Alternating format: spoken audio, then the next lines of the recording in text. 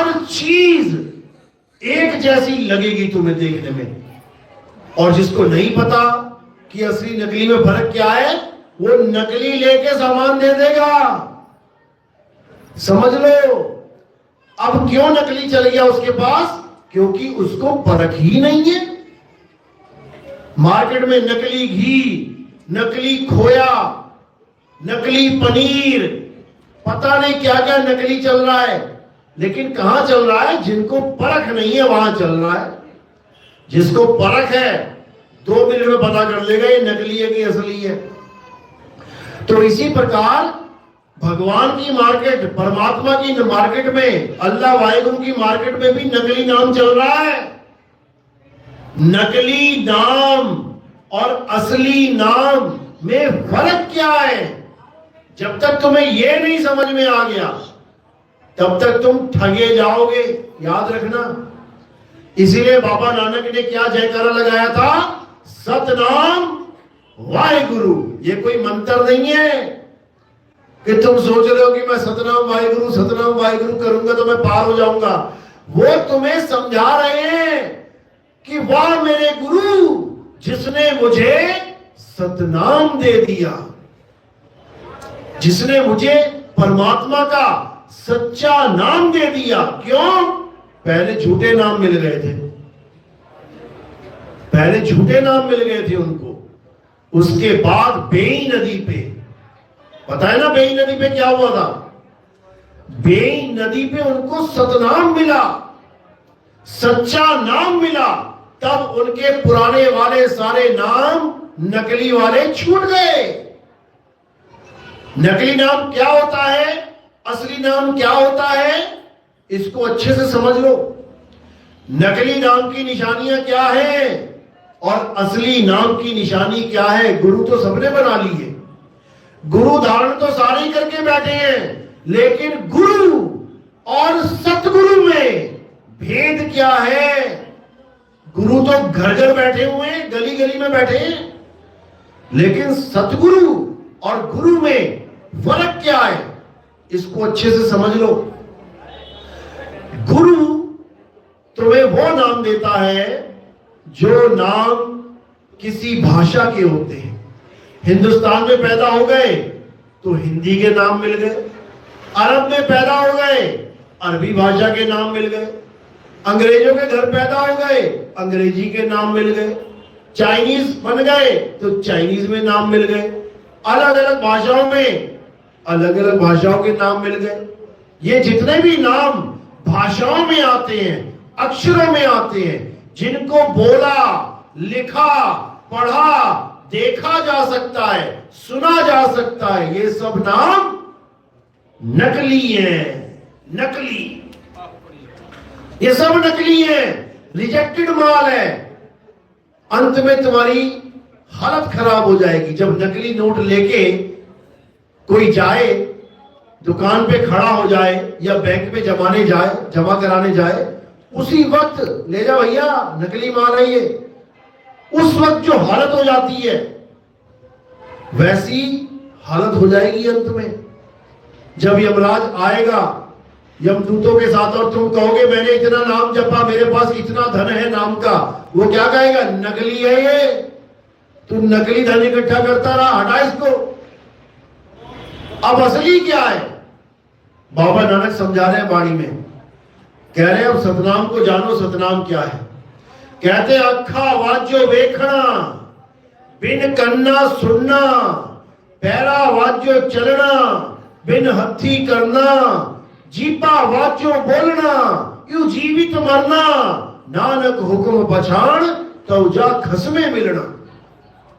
कहते जो नाम इस आंखों से दिखाई दे जाए वो नकली नाम है। अब जिसको भी गुरुजी ने नाम दिया है तुम कागज पे लिख लेना, और उसको आंखों से देख रहे हो ना, नकली नाम है। अखा वाज्य वेखना, बिन कन्नी सुनना। अगर गुरुजी ने तुम्हें नाम दिया और तुमने कानों से वो नाम सुन लिया, नकली नाम है। चाहे वो राम राम होए, चाहे राधे राधे होए, चाहे अल्लाह अल्लाह होए, चाहे वाहिगुरु वाहिगुरु होए, चाहे कोई भी होए, मुंह से बोल दिया, कान से सुन लिया, नकली नाम है। हाथों से लिख दिया, कलम दवात से लिख दिया, नकली नाम है। गणितदास जी कह रहे हैं 52 अक्षर लेख राम रंग होरी हो, वो अक्षर या में नाही राम रंग होरी हो, कागज कलम कलेस राम रंग होरी हो, वो रहा शेष का शेष राम रंग होरी हो। यानी जो कागज कलम से तुमने लिख दिया वो सब नकली नाम है, लिख के मिटा दिया नकली नाम है। कबीर साहब कह रहे ओ अंकार आदि में जाना, लिखे और मेटे ताही न माना। मैं उसको नाम नहीं बोलता जो लिखने और मेटने में आ जाए। नाम क्या है? नाम वो है जो बोलने लिखने पढ़ने में नहीं आता, वो कभी आ ही नहीं सकता, क्योंकि वो है ही नहीं जो दुनिया मान के बैठी है। तो जितने नकली नाम हैं ये सब बोल के लिख के पढ़ के लिए और दिए जाते हैं, और जो असली नाम है वो पहले से ही तुम्हारे पास है। वो तुम्हें कोई गुरु नहीं दे सकता कि कोई गुरु तुम्हें दे देगा। वो असली नाम तुम्हारे पास पहले से ही है। असली नाम का मतलब होता है आत्मा। आत्मा ही सतनाम है। तो आत्मा तुम्हारे पास पहले से ही है, वो कौन देगा तुम्हें? बिना आत्मा के तुम हो ही नहीं। लेकिन कमी किस चीज की है? आत्म ज्ञान की। आत्म ज्ञान की कमी है। आत्मा तुम्हारे पास है।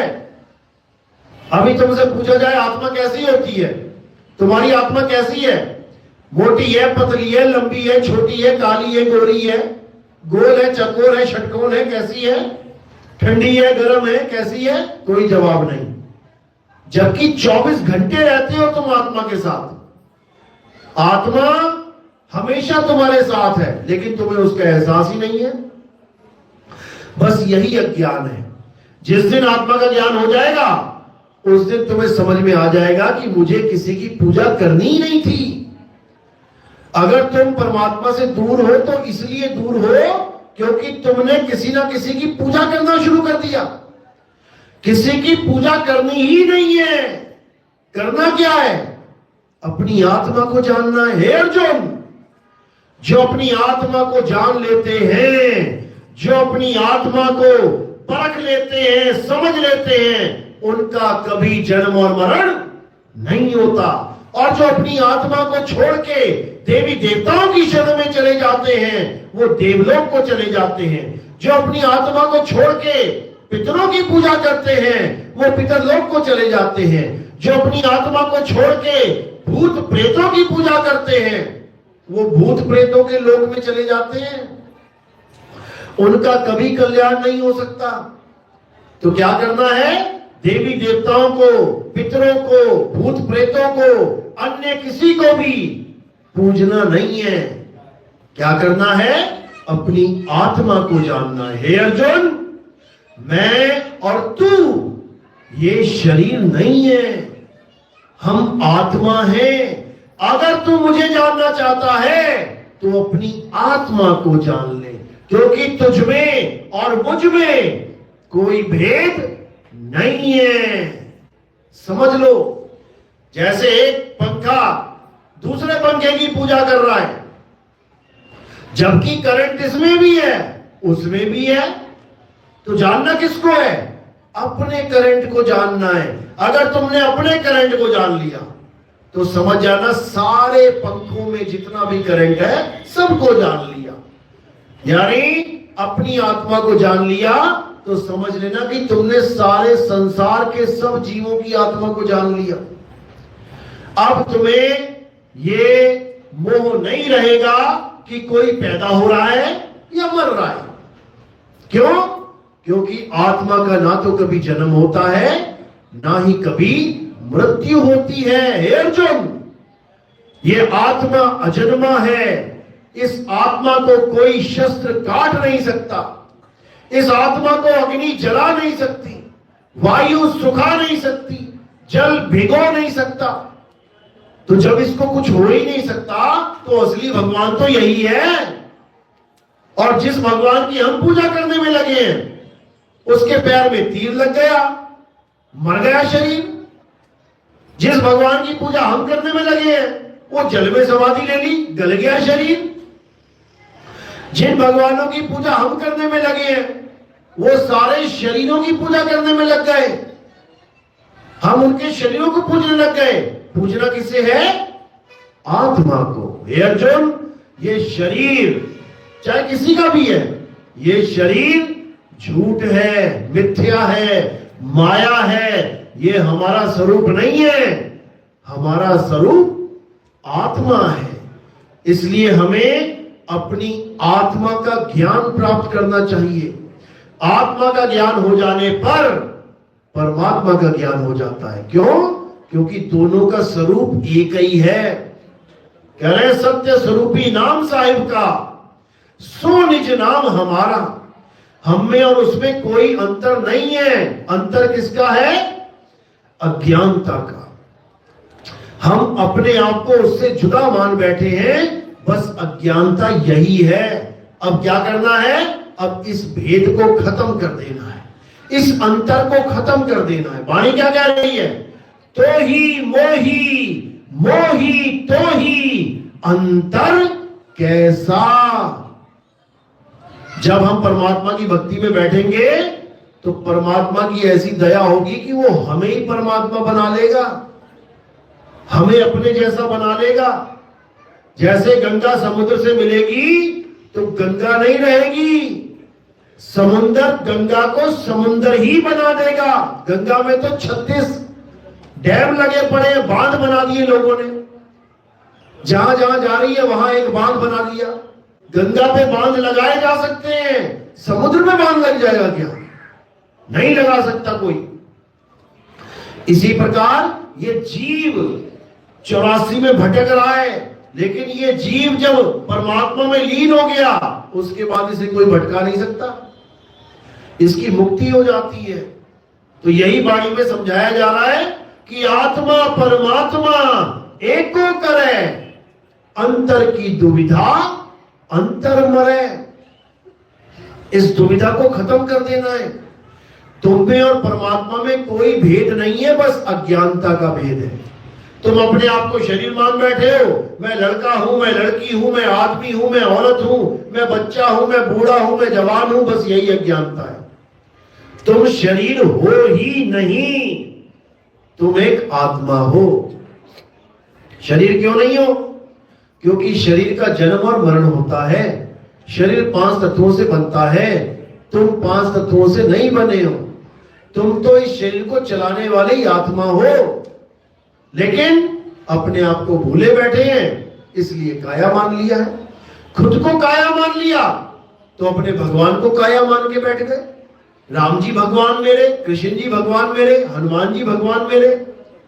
अरे वो समझा रहे हैं कि तुम काया नहीं, तुम आत्मा हो। तो जब मैं आत्मा हूं तो मेरा भगवान शरीर कैसे हो सकता है?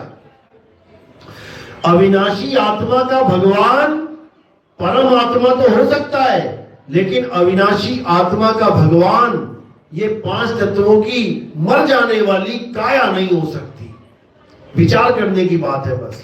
लेकिन हम समझ ही नहीं पा रहे हैं कि हम शरीर नहीं है, इसलिए शरीरों से मोह नहीं छूट रहा। मेरे राम जी, मेरे श्याम जी, और क्या है वो शरीर को पकड़ के बैठे हैं।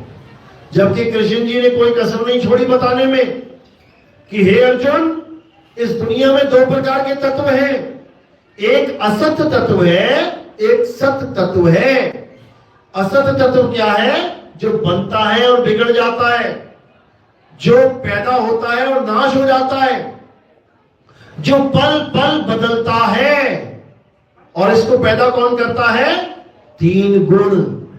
रजोगुण जिसको हम ब्रह्मा जी कहते हैं, सतोगुण जिसको हम विष्णु जी कहते हैं, तमोगुण जिसको हम शंकर जी कहते हैं। ये तीनों गुण ही सारी सृष्टि को पैदा करते हैं, पालते हैं और नाश कर देते हैं। इनके द्वारा बनाई हुई हर चीज नाशवान है, नाशवान। जितने शरीर बैठे हैं ये सब ब्रह्मा विष्णु महेश जी नहीं कराए, सारा सिस्टम नाशवान है। लेकिन जो रखा है वो अविनाशी है। क्या? आत्मा। ब्रह्मा विष्णु महेश मिलकर भी आत्मा को नहीं बना सकते और ना ही वो आत्मा का नाश कर सकते हैं। क्यों?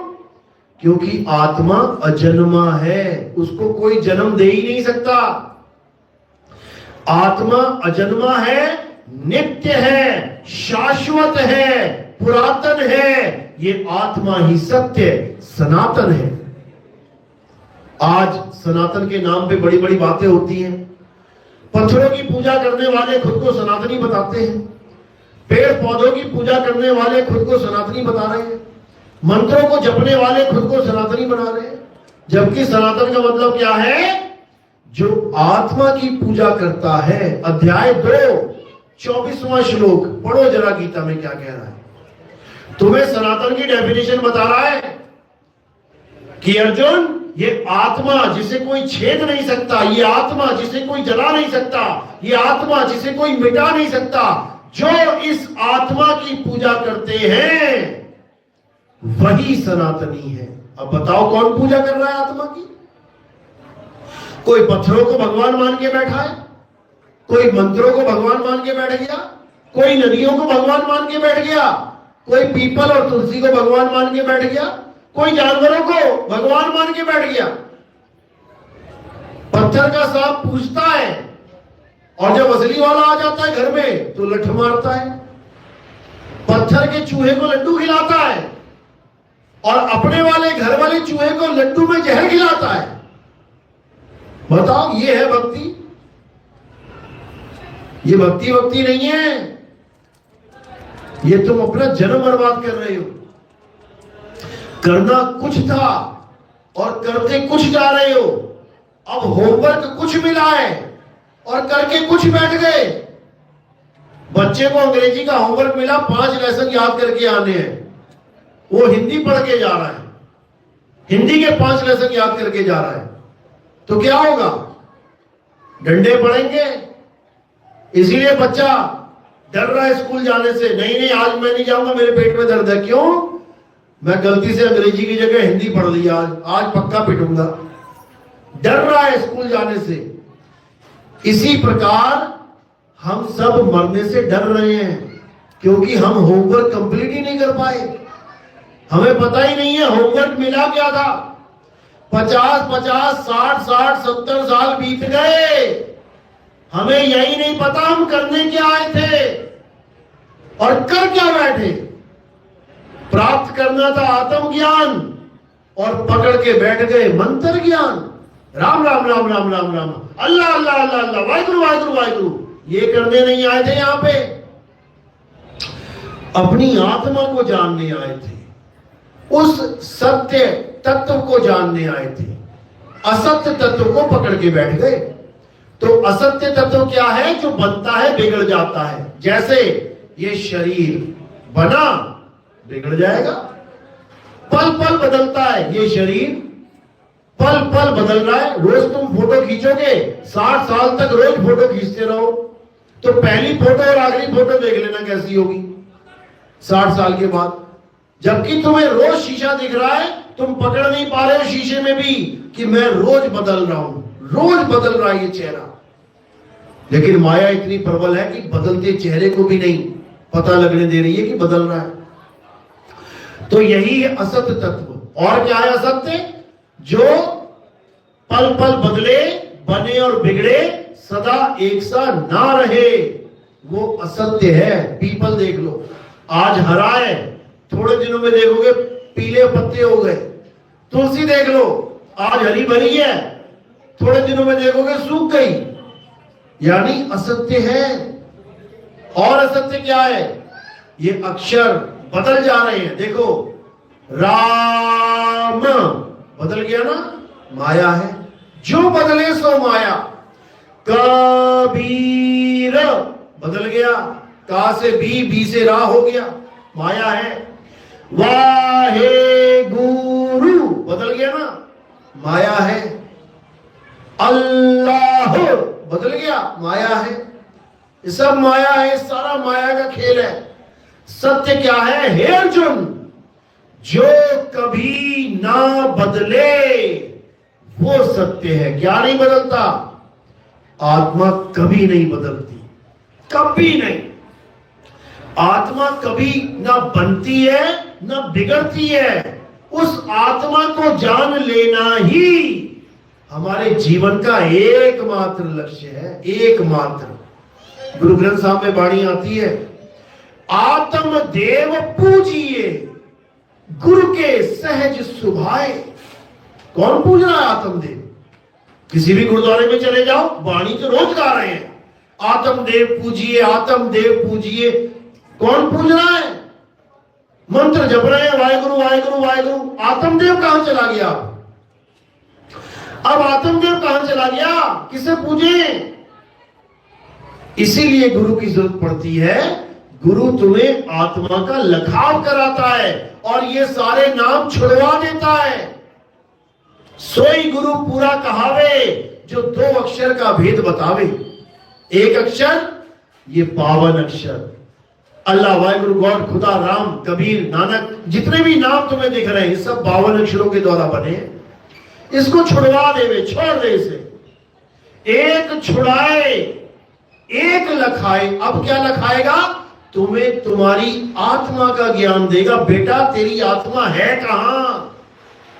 उस आत्मा से तूने जुड़ना कैसे है? और जब तुम अपनी ही आत्मा से जुड़ोगे तब समझ जाना कि तुम परमात्मा से जुड़ गए। क्योंकि जब लगना चीनोगे आत्म, तब लगना मिली है परमात्म। आत्म चीने तो परमात्म चीने, संत कहावे सोए यह भेद काया से न्यारा। इस काया का खेल नहीं है ये। कई लोग अपने गुरु को काया समझ के उनका इंतजार कर रहे हैं, मेरे गुरु जी आएंगे मुझे लेके जाएंगे। किसका इंतजार हो रहा है? काया का। काया क्या है? असत्य है, झूठ है। झूठ का इंतजार किया जा रहा है। और जो सत्य है, अपनी आत्मा, उसका जिक्र तक नहीं किया जा रहा है।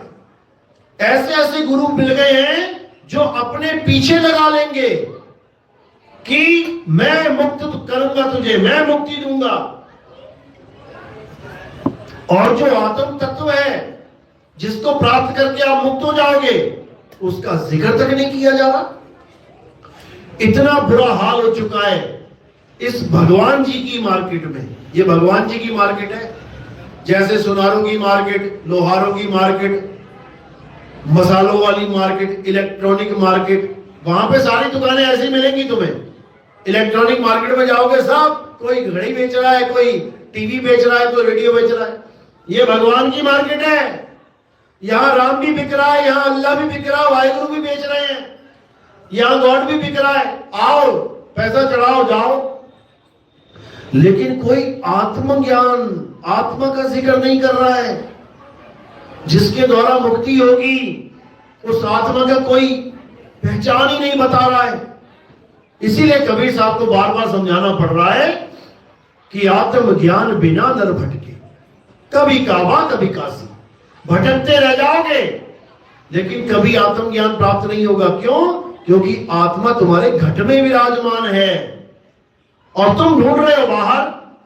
भजन तो गा रहे हो, मेरे रोम रोम में बसने वाले राम, मैं तुझसे क्या मांगू। अब गा रहे हो रोम रोम में बसने वाला राम, रोम यहां लगे हुए हैं, और पूजा करते कहां जा रहे हो? अयोध्या जा रहे हो। बताओ, अयोध्या में तुम्हारे रोम लगे हुए हैं। तुम्हारे रोम क्या अयोध्या में लगे हुए हैं? रोम यहां है, राम यहां है, और ढूंढ अयोध्या में रहे हो जाके, वो कभी नहीं मिलेगा। भजन गा रहे हैं, तुझ में राम मुझ में राम, सब में राम समाया, और सबसे कर लो प्रेम, जगत में कोई नहीं पराया। और जब पूजा करनी होती तो मंदिर पहुंच जाते। अब तेरा और मेरा राम कहां चला गया? अब राम ही जा रहा है थाली उठा के पूजा करने। ये किसी को नहीं समझ में आ रहा है। तो क्या करना है? अब अज्ञानता को दूर कर देना है। ये नामों की मार्केट से बाहर निकल आना है। ये अक्षरों के व्यापार से बाहर चले जाना है। गुरुजी नाम देते हैं, राधे राधे, 2500 रुपए लेते हैं। जो तुम्हें पहले से पता है बचपन से, वो तुम 2500 में लेके आ रहे हो, बताओ। अरे गुरु वो देता है जो तुम्हें ना पता हो, तब वो गुरु कहलाता है। तब वो गुरु कहलाएगा जब तुम्हें ज्ञान देगा। ज्ञान तो तुम्हें दिया नहीं, नाम पकड़ा दिया और तुम भी लेके आ गए, हाँ मैं नाम जपता हूं। अरे तो बिना गुरु के जप सकता था वो तो घर में राधे राधे कर सकता था, राम राम कर सकता था। अल्लाह कौन सा नाम तुम्हें नहीं पता है? सारे नाम पता है। कहो तुम्हारा कंपटीशन हो जाए गुरु जी से, तुम्हें ज्यादा पता हो उसे कम पता हो, ऐसा भी हो सकता है। किसी गुरु को नहीं पता कि राम जी के 108 नाम कौन कौन से चेला रट के गया है वहां पे, वो गुरु को ही हरा देगा नाम में। पता है ना दशरथ जी का पुत्र राम जी, कितने नाम रखे गए थे उनके? एक नाम, और वो था राम। अभी तुम नेट पे सर्च करो भगवान राम के 108 नाम, देखो झड़ी लग जाएगी। ये किसने रख दिए? ये किसने रख दिए भाई? अल्लाह एक है, उसका नाम भी एक होना चाहिए था। अल्लाह, अभी कुरान पढ़ोगे 99 नाम लिखे हुए उसमें अल्लाह के। तो अल्लाह को और कोई काम ही नहीं था, वो अपने नाम ही लिखता जा रहा है। ये भी मेरा नाम, ये भी मेरा नाम, ये भी मेरा नाम, 99 नाम ले लो तुम लोग। ये क्या है भाई? ये क्या है? ये अक्षर जाल है। अक्षर है तो नाम है, और अक्षर हटा दो एक भी नाम नहीं बचेगा। लेकिन परमात्मा तब भी है। अब उसको जानना है जो बिना अक्षरों के है, तब कल्याण होगा, नहीं तो नहीं होगा। मेरी बात समझ में आ रही है कि हवा में जा रही है? किस किस के समझ में आ रही है? हाथ खड़ा करो जरा। चलो फिर तो अच्छी बात है, बहुत बढ़िया।